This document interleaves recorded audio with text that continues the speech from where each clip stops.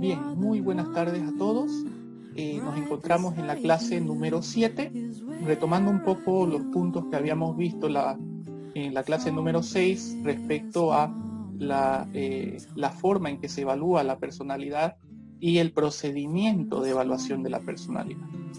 A ver, retomando entonces esas cuestiones, habíamos señalado que nosotros necesitamos dos elementos para evaluar la personalidad. Por un lado, necesitamos la formación teórica y también necesitamos la experiencia del caso. En ello habíamos visto que los dos elementos son importantes, ¿verdad? La formación teórica, ¿por qué es importante? Porque lógicamente nosotros tenemos que tener los conceptos bastante claros para poder aplicarlos a un medio, un trabajo de campo, ¿no? Que puede ser la clínica, la organizacional, la psicología comunitaria o la psicología educativa. Entonces, la formación teórica nos proporciona todas las concepciones de las cuales nosotros vamos a partir para poder evaluar la personalidad. ¿Okay? Entonces, la evaluación de alguna manera se va a ver afectada dependiendo de la concepción y los principios que estoy partiendo. ¿Okay? Entonces, la formación teórica es importante, por supuesto. Es decir, que no solamente debemos tener el manual de interpretación de un test para poder evaluar la personalidad, sino tenemos que también manejarnos por concepciones que son anteriores a esta evaluación. ¿Okay? Bien. Por otro lado, tenemos el elemento de experiencia del caso. El elemento de experiencia del caso también es otro elemento importante como punto de partida para la evaluación de la personalidad. La experiencia del caso no nos habla sobre tener una experiencia propiamente en el campo que vamos a aplicar, la personalidad. Entonces, nos habla sobre la experiencia que debemos tener sobre la personalidad del sujeto. Y esta experiencia tiene que ser preliminar, obviamente.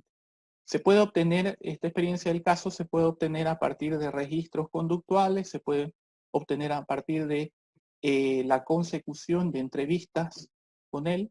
No nos olvidemos que la personalidad podemos entenderla desde dos puntos de vista. Desde el punto de vista de esa interpretación del personaje dirigida a la función pública, ¿verdad? Es decir, lo que mostramos en la cotidianidad o frente a otros sujetos. Y por otro lado también podemos entenderlo desde el orden privado, ¿verdad? Entonces, ya lo habíamos planteado en las cuestiones filosóficas, cómo nosotros tenemos que entender esta interpretación del personaje. Podemos entenderlo desde el orden público o también desde el orden de lo privado. Entonces, en ese sentido, la clínica es un proceso y es un método de asistencia que pertenece al orden privado. Por tanto, nosotros tenemos que entender también el punto de vista de cómo es el sujeto en la intimidad. Por tanto, necesitamos ganar experiencia en esto. Y ganamos la experiencia en esto a partir de la administración de las entrevistas que nosotros le realicemos. ¿Okay? Entonces, estos son los dos elementos fundantes para poder iniciar con un proceso de asistencia al sujeto. ¿Okay? Vamos a decirlo de una forma menos técnica. A partir de estos dos elementos podemos empezar a conocer al sujeto. ¿Okay? Bien, y el último punto que habíamos explicado en la anterior clase corresponde al proceso de evaluación de la personalidad, ¿verdad? Habíamos dicho que son 4 etapas que corresponden a este proceso. Por un lado está el registro biográfico, la evaluación mecánica que nosotros tenemos que realizar, la interpretación del perfil que tenemos que hacer y el diagnóstico según el perfil. Entonces, sin embargo, habíamos dicho que todo proceso asistencial debe comenzar con un elemento clave. Ese elemento clave es la demanda. Si no hay demanda por parte del paciente, no puede haber clínica. Si no hay demanda, no puede iniciarse un proceso asistencial. Entonces, la demanda vamos a decir que es el punto de partida para que inicie o se active estas etapas del proceso evaluativo. ¿Okay? Bien, ¿y qué es la demanda? La demanda es la manifestación directa y concreta de las sensaciones del malestar subjetivo. Es decir, que una demanda se instaura en el proceso clínico en la medida que existe vamos a decir, un sentimiento o una sensación de malestar, que solamente, porque es subjetivo, porque solamente lo puede comprender el paciente. Entonces, inicialmente es la única herramienta que tenemos, intentar comprender ese malestar subjetivo y a partir de ello es que iniciará ese proceso en la clínica, ¿okay? Para obviamente indagar y llegar a una conclusión respecto al caso.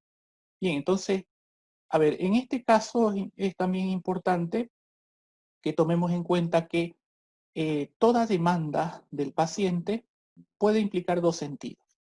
Por un lado, el sentido de una demanda a partir de una sintomatología egosintónica y también puede indicar una demanda a partir de una sintomatología egodistónica.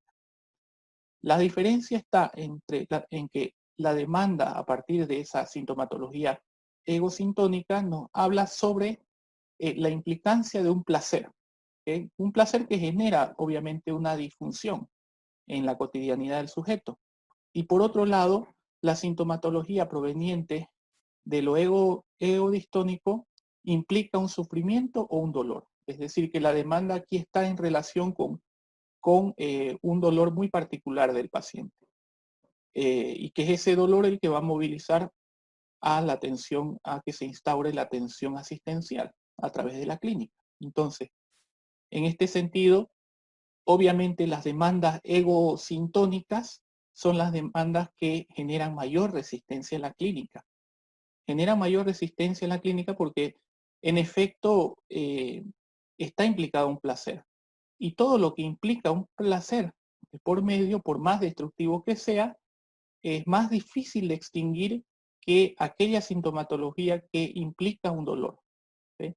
Esto también lo podemos entender desde el punto de vista conductista. Sin embargo, por ejemplo, los sujetos que con adicciones, con diferentes adicciones, que buscan un proceso asistencial, es más difícil eliminar porque existe un placer todavía en ello. Por eso es que se generan mayores resistencias al tratamiento. En cambio, un sujeto que ha adquirido un trastorno de ansiedad generalizada, que implica una sintomatología de tipo egodistónica, lógicamente tiene menos resistencias al tratamiento, porque lo que está movilizando a la demanda es obviamente un dolor, el dolor que siente todos los días, ¿verdad?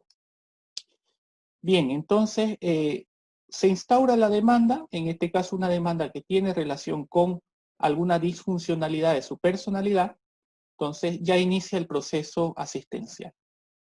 Bien, ¿y cómo se compone el proceso de evaluación de la personalidad? Se compone por 4 etapas como lo señalamos antes. La primera es el registro biográfico, la segunda es la evaluación mecánica, la tercera es la interpretación del perfil y la cuarta el diagnóstico según perfil. La primera etapa, el registro biográfico, consiste en la aplicación de una entrevista de personalidad. Esta entrevista cumple el objetivo de indagar en aquellos momentos clave y puntos críticos de la configuración de la personalidad del sujeto. La segunda etapa, la evaluación mecánica, consiste en la administración de las pruebas, sean psicométricas o proyectivas, que se le va a aplicar al sujeto. Posteriormente a esta aplicación, bueno, se saca una corrección, se realiza una corrección de resultados. ¿Sí?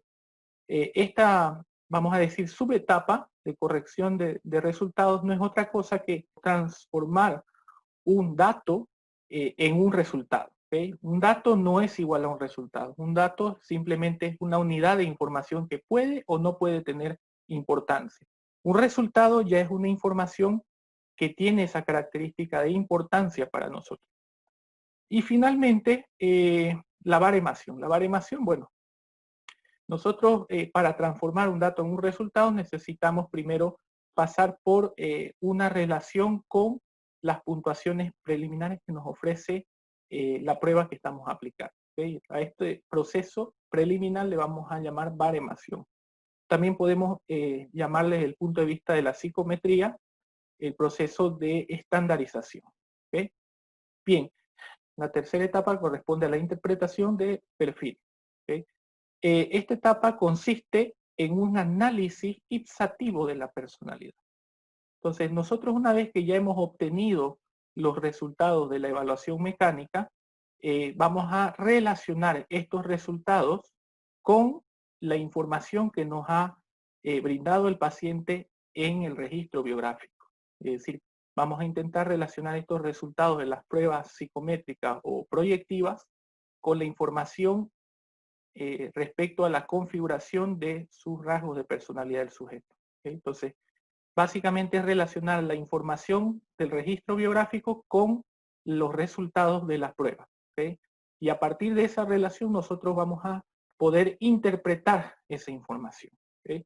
Y a esa interpretación le vamos a denominar análisis ipsativo de la personalidad o simplemente remitirnos a el nombre de la tercera etapa, que es la interpretación del perfil.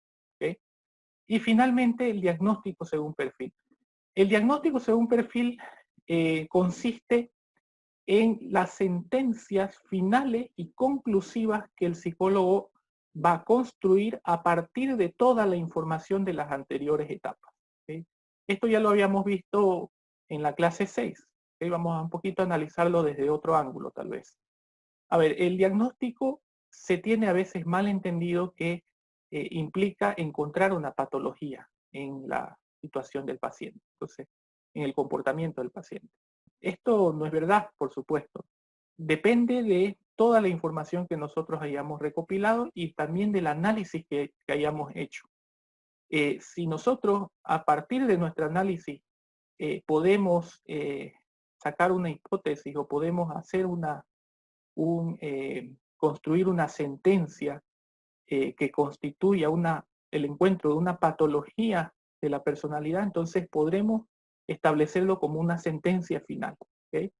Pero no siempre va a implicar una patología, por supuesto. Entonces, nosotros tenemos que entenderlo, el diagnóstico, desde su carácter holístico. ¿Okay?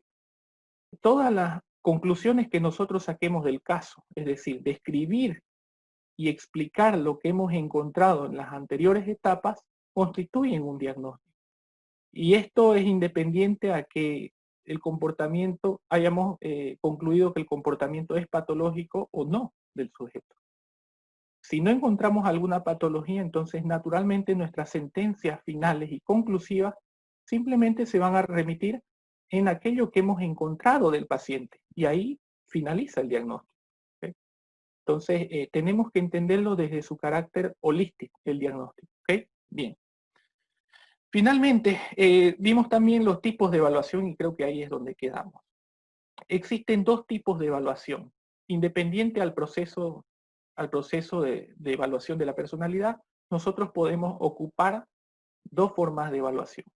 ¿Okay? Vamos a llamarle la orientación evaluativa a estas dos formas. Podemos ocupar la evaluación psicométrica u orientación psicométrica de la personalidad, o también podemos optar por la orientación proyectiva de la personalidad. ¿Okay? Bien, también aquí hay otro mito. Nosotros vamos a leer en algunos manuales que hacen una diferencia bastante obtusa respecto a estas dos formas de evaluación. En algunos manuales encontraremos que se dirigen a la evaluación proyectiva como una evaluación subjetiva y a la evaluación psicométrica como una orientación objetiva. Y lógicamente esto es incorrecto, es una posición completamente incorrecta, porque al decir que una de las evaluaciones es objetiva, inmediatamente estamos separando a las otras orientaciones que parecen no tener un carácter de objetividad. Entonces, esto lógicamente es una posición reduccionista e incorrecta. Tanto la evaluación proyectiva como la psicométrica tienen las características de ser objetivas. Sin embargo, la objetividad desde el punto de vista de nuestra delicada profesión no está en el hecho de encontrar verdades, sino en aproximarnos a encontrar determinadas probabilidades. Entonces, nosotros tenemos que manejar en nuestra profesión el carácter, nosotros tenemos que manejar en nuestra profesión el concepto de probabilidad. ya no de certeza absoluta. Bien, entonces, tomando en cuenta eso, no podemos llamarle a una orientación evaluativa como objetiva y a la otra no. Ambas son objetivas, pero tienen, epistemológicamente tienen orientaciones diferentes, nada más. La evaluación psicométrica proviene del gran paradigma cuantitativo, por supuesto. Entonces, lo que se intenta a partir de esta orientación es medir el comportamiento, ¿okay? Cuantificar el comportamiento, determinar el comportamiento a partir de una cantidad. En cambio, la evaluación proyectiva viene de la orientación cualitativa, ¿okay? Del paradigma cualitativo. En este caso, hay una diferencia fundamental. Por ejemplo, en la evaluación psicométrica, nosotros cuantificamos el comportamiento.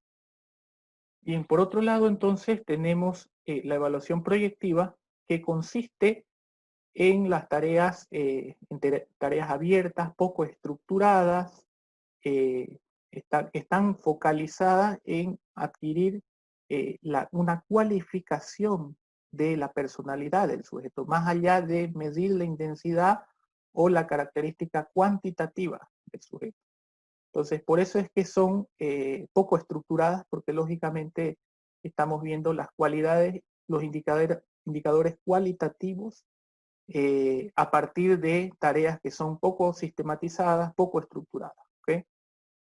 Bien, entonces, ambas son, como dijimos, son enfoques diferentes, pero tienen la misma validez y la misma confiabilidad desde la psicología de la personalidad. Bien, vamos primero con la evaluación proyectiva de la personalidad. Nosotros no solamente necesitamos orientarnos desde algún paradigma para evaluar la personalidad, sino también necesitamos las técnicas a partir de ese paradigma. En este caso, la evaluación psicométrica tiene sus propias técnicas y tiene sus propios instrumentos. Las técnicas pueden ser las pruebas estandarizadas, la simulación de conducta, las medidas de comportamiento expresivo. Bien, las pruebas estandarizadas, los instrumentos, es decir, los materiales físicos ya. Tenemos aquí al MMPI en la segunda versión, el inventario multiaxial de Millón, y tenemos muchas otras pruebas, las pruebas 16PF de Cattell. Todas estas corresponden a la misma técnica, que es la técnica de pruebas estandarizadas. ¿Okay? Tenemos, como dijimos hace momentos, la simulación de conductas. Aquí los instrumentos básicamente son el assessment y el IPB, por ejemplo. Ambos son instrumentos que pertenecen a la técnica de simulación de conductas. La simulación de conducta es crear escenarios de la vida cotidiana y observar cuáles son las respuestas ante estas situaciones del paciente. Y finalmente tenemos las medidas del comportamiento expresivo. Estas técnicas tienen por excelencia el registro de observación. Cuando hablo de registro de observación no estoy hablando de mirar algún comportamiento, estoy hablando de observar. Cuando hablamos de observar estamos remitiéndonos a un sistema planificado de observación. Esto implica que nosotros observamos en la medida que tenemos un plan preliminar de saber qué es lo que vamos a observar. Entonces, marcamos un plan preliminar y posteriormente verificamos en la realidad si cumplen con esos criterios planificados. ¿Okay? Entonces, la observación no es igual que mirar un evento. Mirar es simplemente corresponde a la acción perceptiva del sujeto, mas no existe un plan preliminar para ello.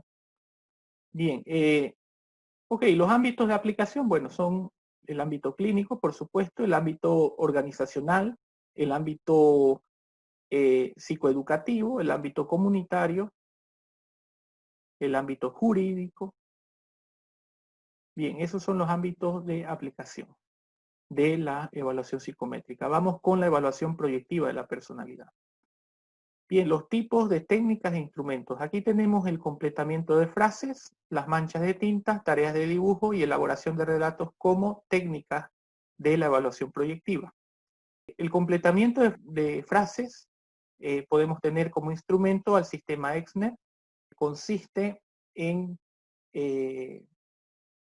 exponer a los sujetos a determinados diálogos incompletos y esperar a que el sujeto los complete, estos diálogos. Por otro lado, tenemos las manchas de tinta. Las manchas de tinta, bueno, el test más conocido de manchas de tinta es el test de Rorschach, que me parece que es un test que ya ha perdido validez y confiabilidad, ya que incluso en entornos virtuales aparecen como spam, entonces ha perdido confiabilidad. Prueba de ello es que nosotros sabemos que la primera mancha corresponde a un murciélago, por ejemplo, es una respuesta cultural y muy generalizada, ¿verdad? Entonces, quiere decir que ha perdido confiabilidad el test. No lo recomiendo tanto. En este contexto no lo recomiendo. Bien, las manchas de tinta entonces implica exponer determinadas manchas sin significado y esperar a que el sujeto perciba y le adhiera algún significado a estas manchas que nosotros les presentamos. Las tareas de dibujo están el DFH y el test bajo la lluvia. ¿Okay?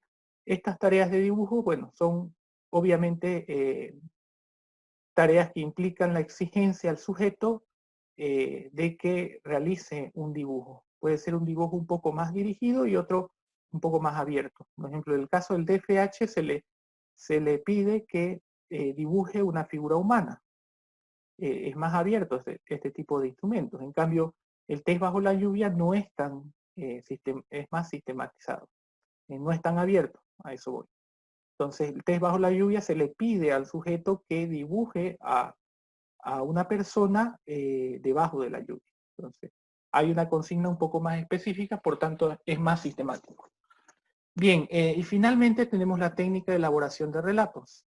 Es decir, que se le pide al sujeto que construya una historia con un pasado, presente y futuro al sujeto. ¿Okay? Esto puede ser de dos maneras. Puede lograrse a partir de la exposición de un cuadro que nosotros le demos, o también puede ser directamente dando la consigna al sujeto de que construya una historia y que empiece por donde quiera y tenga un desenlace que él vea conveniente. En este caso estamos hablando del TAT, que es el test de apercepción temática. Todos estos tests a partir de la orientación proyectiva los veremos y los analizaremos en otra asignatura que es técnicas proyectivas. ¿Okay? Bien, los ámbitos de aplicación son los mismos que en el caso de la evaluación psicométrica. Los ámbitos de aplicación son la clínica, la organizacional, la psicología educativa, la jurídica, la comunitaria, etcétera, etcétera. Bien, vamos ahora al punto de predicción de la personalidad. ¿Okay? A ver, nosotros, nuestro trabajo y el trabajo de todas las áreas de estudio de la psicología, desde la noción científica, son tres. El primero es describir el objeto de estudio, el segundo es explicar y el tercero es predecir. ¿Okay? Todo trabajo científico apunta a esas tres nociones. ¿Okay? La primera de describir implica que nosotros tenemos que caracterizar, es decir, sustraer las propiedades del objeto de estudio, en este caso, lógicamente, de la personalidad. La segunda tarea, bajo la noción científica, es explicar, es decir, nosotros tenemos que encontrar las conexiones entre las causas y los efectos. Y finalmente, el trabajo de predecir. En este caso, predecir implica ligar un rasgo de personalidad a una situación futura, con el propósito de determinar la respuesta. ¿Sí? Desde el punto de vista técnico, esa sería la definición entonces de predecir en psicología de la personalidad.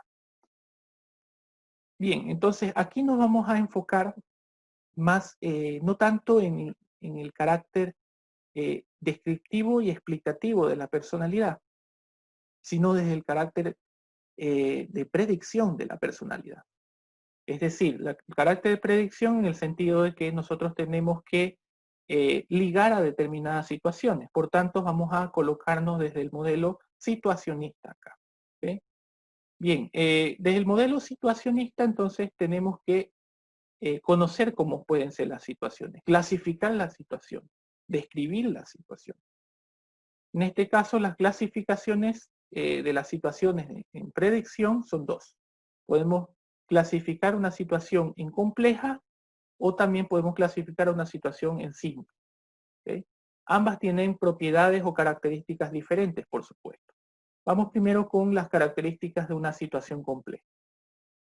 Una situación compleja tiene al menos tres características. La primera es una situación incidental, la segunda es aleatoria y la tercera es inestable. ¿Qué significa incidental? Denominamos como incidental a una situación nueva que no nos es familiar. Denominamos aleatorio cuando sabemos que la situación tiene muchas variables. Y denominamos inestable cuando esas variables son cambiantes en una situación. No son estables ni rígidas, sino variantes.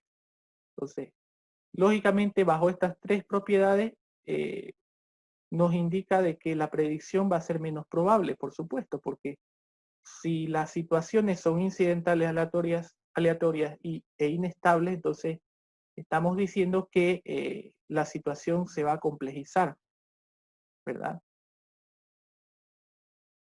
Bien, entonces por otro lado tenemos las características de una situación que denominamos simple. Al menos tiene tres características. La primera es que debe ser una situación habitual, la segunda que sea controlada y la tercera estable. Habitual quiere decir familiar, es decir, que no es una situación novedosa. Controlada implica de que no existen muchas variables. Es decir, controlada implica de que no goza de muchas variables. Por tanto, el control aumenta. Y finalmente, estable. Estable implica de que las variantes no cambian. Una situación es inestable en la medida que las variantes van cambiando en la misma situación. Entonces, eso nos permite menos control.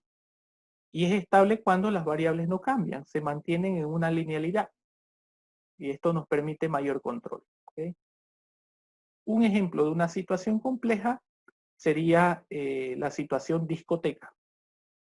En una situación discoteca estamos hablando de una situación compleja. ¿Por qué? Porque primero que dependiendo del bar, si el sujeto va por primera vez, entonces lógicamente es una situación, no es una situación habitual, una situación nueva. Y dentro de este ambiente pueden haber variables cambiantes, por ejemplo, el consumo del alcohol, el consumo de otras sustancias, el tipo de música, la intensidad de la música. Entonces, son variables que son muchas variables y también esas variables son cambiantes. Por tanto, esto nos hace difícil predecir la conducta de un sujeto, por más que conozcamos la estructura y la dinámica de su personalidad. Pero el hecho de que la situación sea una situación compleja hace que nuestras predicciones sean más difíciles de realizar, ¿verdad? Por otro lado, un ejemplo de las características de una situación simple. Puede ser la situación iglesia, la situación familia, la situación universidad, donde el sujeto, a partir de una situación que no tiene muchas variables, no es una situación novedosa ni para el sujeto ni para el observador, y es una situación que es estable. Porque las variables no cambian, ni en la iglesia, ni en todas situaciones que se componen por un sistema de orden o un sistema de organización, podemos considerarlas desde su valor predictivo como situaciones simples. Los tres ejemplos que le he dado entonces corresponden a situaciones simples porque hay un sistema de orden en cada uno. Entonces, el sujeto actúa más o menos de la misma manera siguiendo su estructura y dinámica. Entonces, en este tipo de situaciones es más fácil podemos predecir la conducta del sujeto con mayor probabilidad que en una situación compleja. Bien, ahora vamos a introducirnos en la unidad 3. Vamos a iniciar una nueva unidad, que es la perspectiva biológica de la personalidad. Esta corresponde a la primera perspectiva que vamos a analizar. Bien, toda perspectiva parte de un principio básico, ¿verdad? Este principio básico es el que va a fundar conocimientos que se tenga y la dirección que se va a tener respecto a la estructura, la dinámica, el desarrollo, patología y la evaluación, como bien lo habíamos planteado en la anterior clase. Bien, entonces, en este sentido, para comprender el principio básico que plantea la perspectiva biológica, primero tenemos que comprender muy bien que somos criaturas mentales y biológicas. ¿Sí? La dimensión biológica, desde algún sentido, también mueve el comportamiento de las personas. Vamos a decir, desde su sentido más gentil, que mueve el comportamiento, pero en realidad presiona el comportamiento en general y la personalidad en particular. ¿Sí? Entonces nos planteamos la siguiente cuestión a partir de este señalamiento. ¿Cuáles son las estructuras biológicas que influyen en nuestra personalidad? Bien, al menos vamos a tomar en cuenta dos tipos de estructura. La estructura hereditaria, que es la herencia genética, y la segunda, que son los cambios orgánicos. ¿Sí? En los cambios orgánicos en la estructura. Entonces, la cuestión aquí se plantea la perspectiva biológica es, ¿cuáles son las estructuras biológicas que influyen en nuestra personalidad? Al menos son dos, van a indicar los autores, los teóricos desde esta perspectiva. Por un lado, la herencia genética y por otro lado, los cambios orgánicos, es decir, los cambios fenotípicos. Ya veremos en la siguiente clase a qué nos referimos con cambios fenotípicos. Perfecto, bien. Entonces, en este caso vamos con la estructura. La primera teoría que conforma la estructura de la personalidad sería la teoría de las tipologías de Sheldon y Kretschmer. Ok, la teoría de Sheldon y Kretschmer plantean la posibilidad de relacionar un tipo de temperamento a una estructura física. ¿Okay? Bien, entonces, la teoría de las tipologías de Sheldon y Kretschmer plantean que existe una relación entre las estructuras físicas, es decir, la complexión física, con algún tipo de temperamento. ¿Okay? Entonces, las tipologías de la personalidad van a consistir en ese tipo de relación. La relación de la estructura física con un determinado tipo de temperamento. Bien, entonces para ello primero tuvieron que clasificar las estructuras físicas, ¿verdad? A esta clasificación de las estructuras físicas, Sheldon y Kretschmer la llamaron como somatotipo. Cuando hablo de somatotipo, entonces estoy hablando de la clasificación de las estructuras físicas, no de los temperamentos, sino de las estructuras físicas. Bien, ellos los clasificaron en tres estructuras físicas. Son tres estructuras obviamente independientes, corresponden a estructuras absolutas. Por ejemplo, está la estructura delgada, la estructura musculosa y la estructura obesa. ¿Okay? Esas son las tres estructuras físicas que conforman el somatotipo para estos teóricos. Bien, a ver, la estructura delgada, ¿cómo la caracterizaron? Bien, esta categoría la denominó como ectomorfia. ¿Okay? Ectomorfia. Y refleja un predominio de la piel y el sistema nervioso. ¿Okay? Entonces, esta estructura física, al decir que existe un predominio, estamos diciendo que esta estructura física se caracteriza por esa predominancia de la piel y el sistema nervioso. Por otro lado, tenemos la estructura musculosa.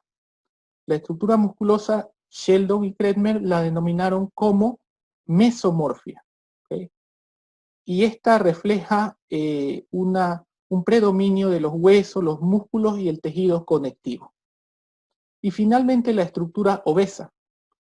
Sheldon la denominó endomorfia. Y la predominancia está en el sistema digestivo. En este caso entonces diríamos que existe un énfasis exagerado en el sistema digestivo. Bien, entonces estas son las tres estructuras del somatotipo. Bien, la primera consideración que Sheldon indicaba es que no existen personas con una estructura física pura, porque siempre rondan los intermedios, es decir que un sujeto puede tener un poco de cada una de las categorías físicas o las estructuras físicas. No existe una persona que tenga una característica pura, sin la presencia en determinada cantidad de las otras categorías. ¿Okay?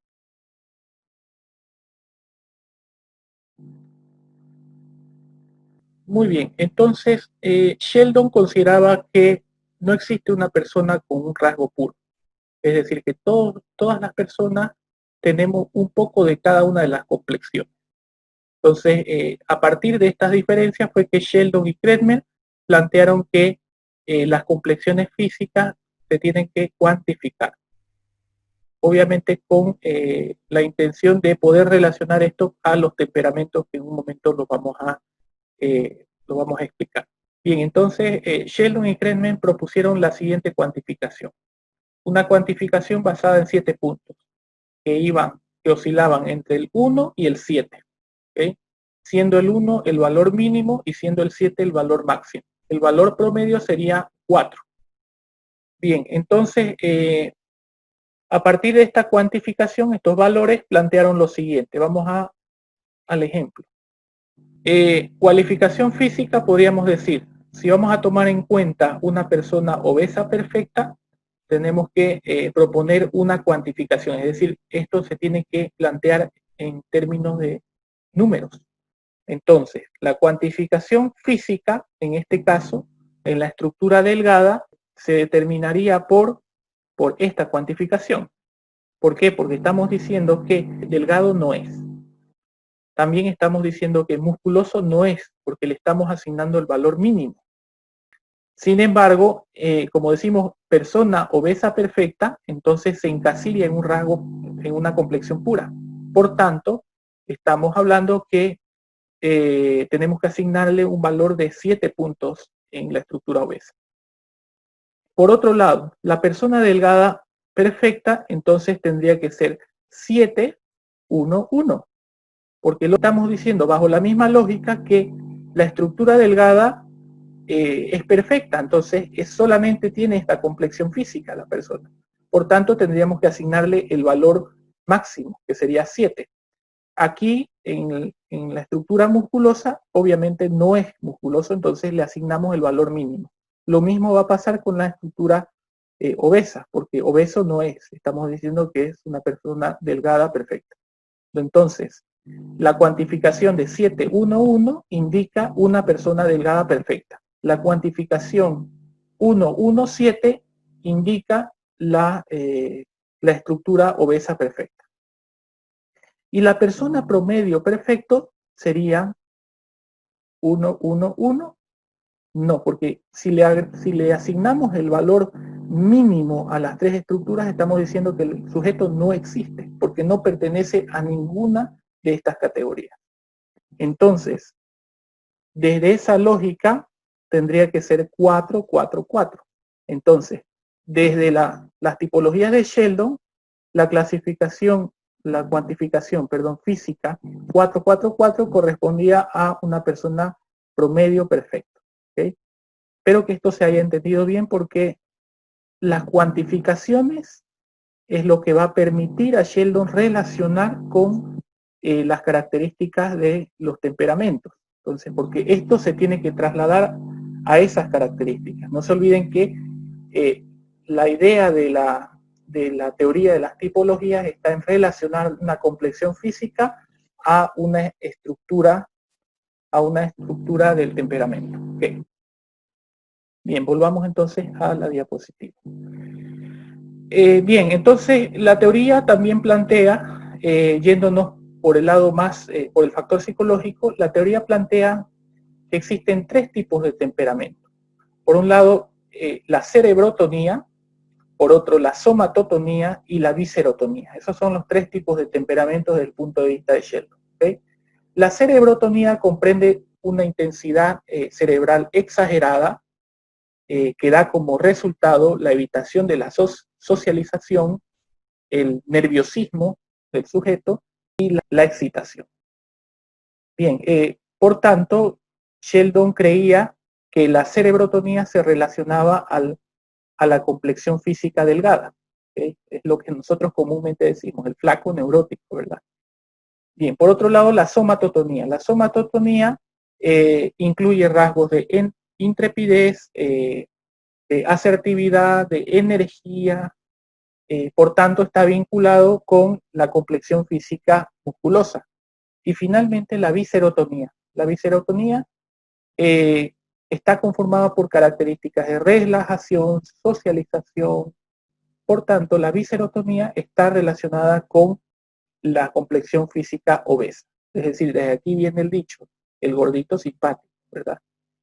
Bien, entonces, ahora, la idea fundamental de esta teoría era evaluar el tipo de temperamento de los sujetos a partir de la identificación cuantitativa de su complexión física. Por tanto, lo que se intentaba lograr desde esta teoría era simplemente identificar el tipo de complexión física del sujeto y a partir de eso inmediatamente relacionarlo con algún tipo de temperamento.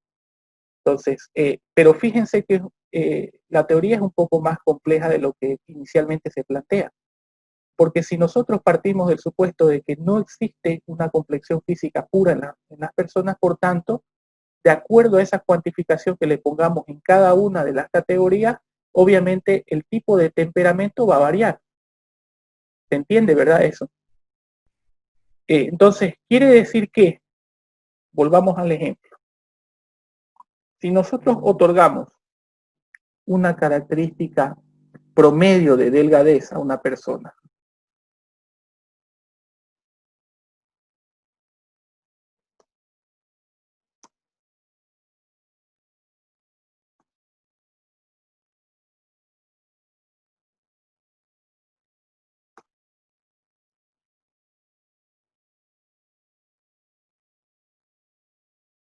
bien, entonces planteemos los siguientes ejemplos. A ver, la complexión física del sujeto X, suponiendo que la cuantificación sea 4 en la complexión delgada, 7 en la musculosa y 1 en la obesa. En este caso, entonces, estaríamos, desde el punto de vista de Sheldon, este tipo de cuantificación física indicaría un sujeto que puede ser nervioso, pero también es intrépido, que tiene energía, ¿verdad? Entonces, porque esas son las características que se están atribuyendo a partir de los tipos de temperamento. Y solamente fíjense que para evaluar estamos identificando el tipo de complexión física. Por otro lado, la complexión física del sujeto Y, donde la cuantificación en la estructura delgada sería 1, en la musculosa 6 y en la obesa 6.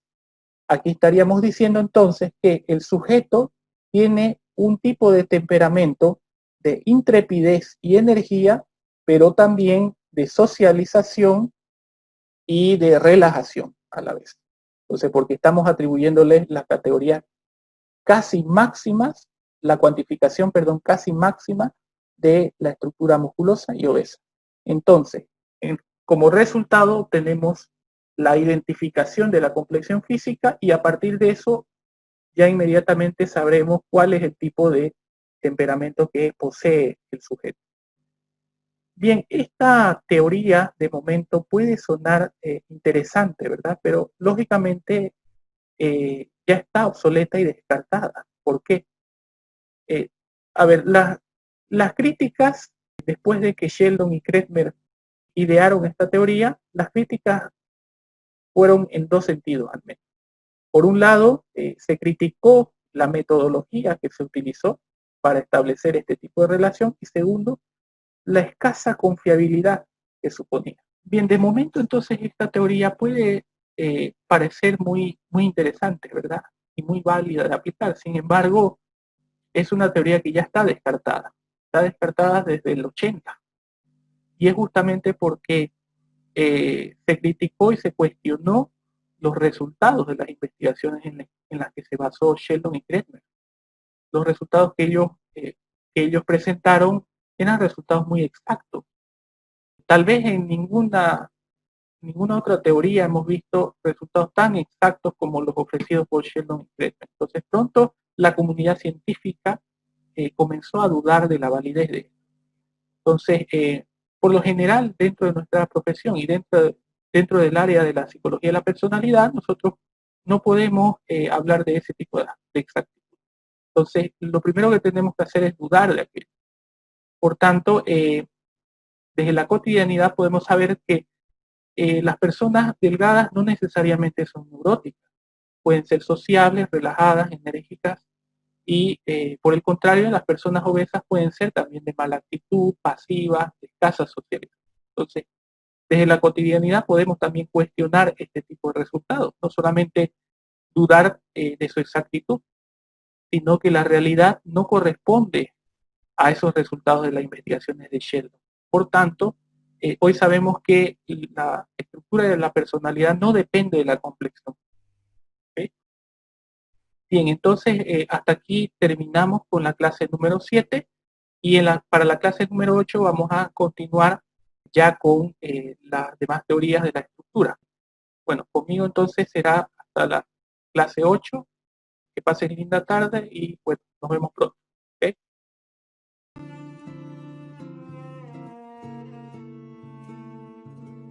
From this moment, life has begun. From this moment.